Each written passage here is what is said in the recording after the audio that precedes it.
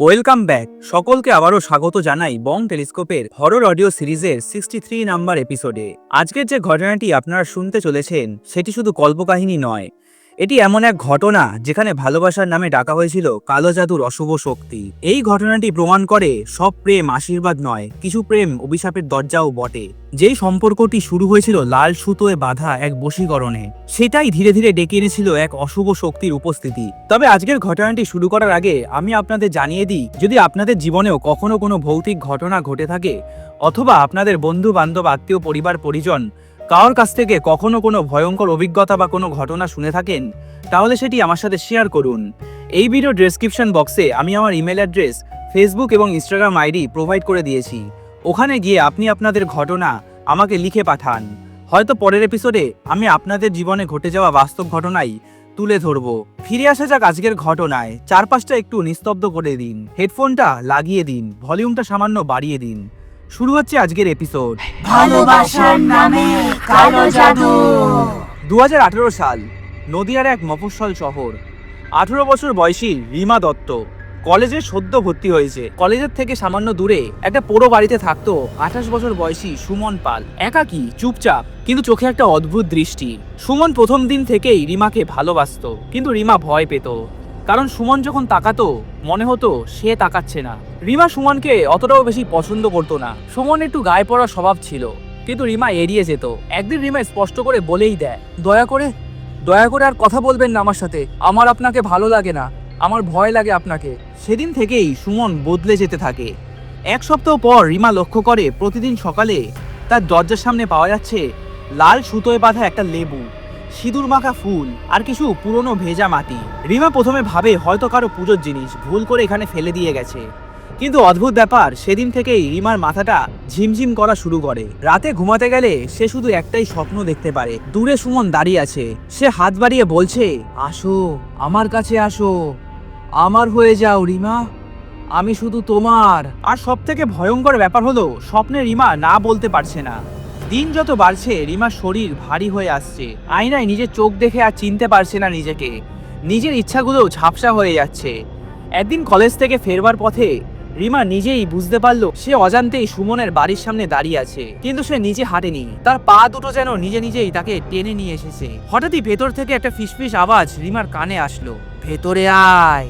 হঠাৎই রিমার এক বান্ধবী পেছন থেকে রিমার কাঁধে হাত দেয়। কিরে রিমা, এইদিকে কি করছিস? তোর বাড়ি তো ওই দিকে। ঠিক তখনই রিমা জ্ঞান হারায়, সারা শরীরটা ছেড়ে দেয়। রিমাকে ধরাধরি করে কলেজের বন্ধুরা বাড়ি নিয়ে আসে।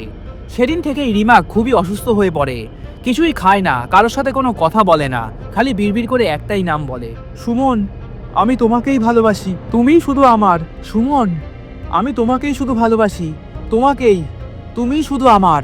রিমার মা এসব দেখে প্রথমে ভয় পায়, তারপরে কোনো উপায় না পেয়ে রিমার মায়ের বাপের বাড়ির গ্রামের এক পুরনো ওঝাকে ডাকেন।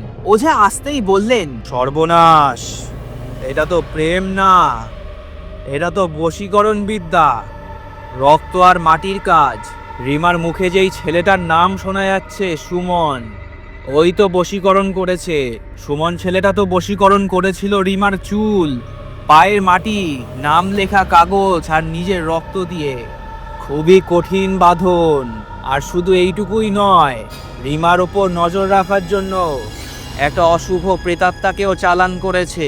ওঝা কেঁপে উঠলেন। তিনি আরো বললেন, এই প্রেতাত্মা একবার ঢুকলে মেয়েটা ধীরে ধীরে নিজের মনুষ্যত্ব হারাবে।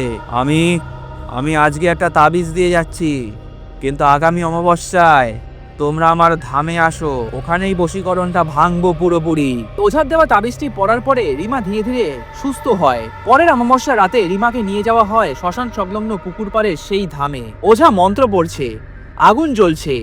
ঠিক তখনই সুমন এসে হাজির হয়। ঠিক খোঁজ পেয়ে গেছে রিমা কোথায় আছে। হয়তো ওই অশুভ প্রেতাত্মাটি রিমার সাথে কি কি ঘটছে এইসব জানার জন্যই রেখেছিল সে। হয়তো ওই অশুভ শক্তিটি ঠিক তাকে জানিয়ে দিয়েছে রিমা এখন কোথায় আছে। শোভন এসেই প্রথমে একটা দানবীয় হাসি দিল। ও এখন আমার, ও নিজেই আমার কাছে এসেছে। এসব দেখার পরে রিমার বাবা হঠাৎই উঠে গিয়ে সুমনকে কষিয়ে দুটো থাপ্পড় মারে। কিন্তু হঠাৎ রিমা চিৎকার করে ওঠে, আমি চাই না, আমি একা থাকতে চাই, আমাকে ছেড়ে দে শয়তান। ওঝা তখনই বলে বসে, ঠিক এই কথাটাই, এই কথাটাই ছিল বাঁধন কাটার শব্দ। হঠাৎই একটা কালো ধোঁয়া যজ্ঞকুণ্ড থেকে বেরিয়ে আসে।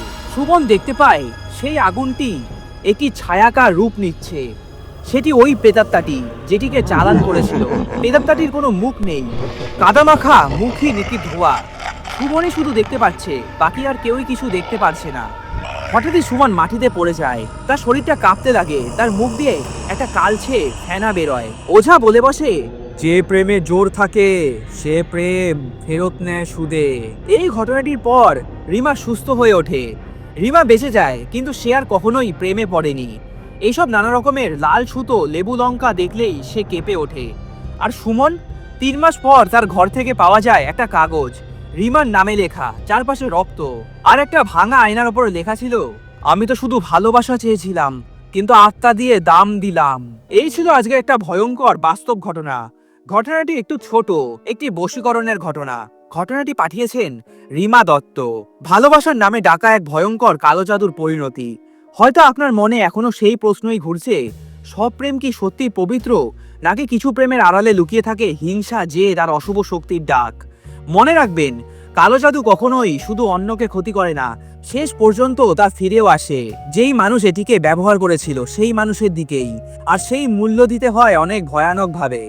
আজকের ঘটনাটি শুনে যদি আপনাদের বুকের ভেতরে এক মুহূর্তের জন্য অস্বস্তি জন্মে থাকে, যদি অন্ধকারে বসে মনে হয় কারো ছায়া আপনাকে সরাসরি দেখছে, তাহলে বুঝবেন গল্পটা বা ঘটনাটি আপনাকে ছুঁয়ে গেছে। এই ভিডিওটা ভালো লাগলে অবশ্যই একটা লাইক করুন, কমেন্ট করে জানান আপনাদের অনুভূতি, আর শেয়ার করুন আপনাদের প্রিয়জনের সঙ্গে, কারণ সতর্কতাই অনেক সময় সবচেয়ে বড় সুরক্ষা। আর বিশেষ করে মনে রাখবেন, ভালোবাসার নামে কোনো তান্ত্রিক বশীকরণ বা কালো জাদুর পথে কখনোই যাবেন না। যে শক্তিকে ডাকবেন সে শক্তি আপনাকেও ছাড়বে না। আমি সুপ্রিয় ছিলাম আপনাদের সঙ্গে বং টেলিস্কোপের হরর অডিও সিরিজ থেকে। আবার দেখা হবে পরের একটি ভয়ানক বাস্তব ছায়া ঢাকা এপিসোডে। ততক্ষণ পর্যন্ত সাবধানে থাকুন, অন্ধকার থেকে দূরে থাকুন। আর যদি হঠাৎ মনে হয় কেউ আপনাকে ডাকছে, ফিরে তাকাবেন না। আর যাওয়ার আগে একটা কথাই বলবো, যদি আপনাদের জীবনেও এরকমই কোনো ব্ল্যাক ম্যাজিক অথবা কালো জাদু নিয়ে ভয়ঙ্কর কোনো ঘটনা ঘটে থাকে, অথবা আপনাদের আত্মীয় পরিবার পরিজন কারোর কাছ থেকে কখনো কোনো ভৌতিক ঘটনা বা কোনো অভিজ্ঞতা শুনে থাকেন, তাহলে সেটি আমার সাথে শেয়ার করুন। এই ভিডিও ডেসক্রিপশন বক্সে আমি আমার ইমেল অ্যাড্রেস, ফেসবুক এবং ইনস্টাগ্রাম আইডি প্রোভাইড করে দিয়েছি। ওখানে গিয়ে আপনি আপনাদের ঘটনা আমাকে লিখে পাঠান। হয়তো পরের এপিসোডে আমি আপনাদের সাথে ঘটে যাওয়া ঘটনাটি শেয়ার করব। খুব শীঘ্রই দেখা হবে নেক্সট এপিসোডে। ভালো থাকবেন এবং সুস্থ থাকবেন।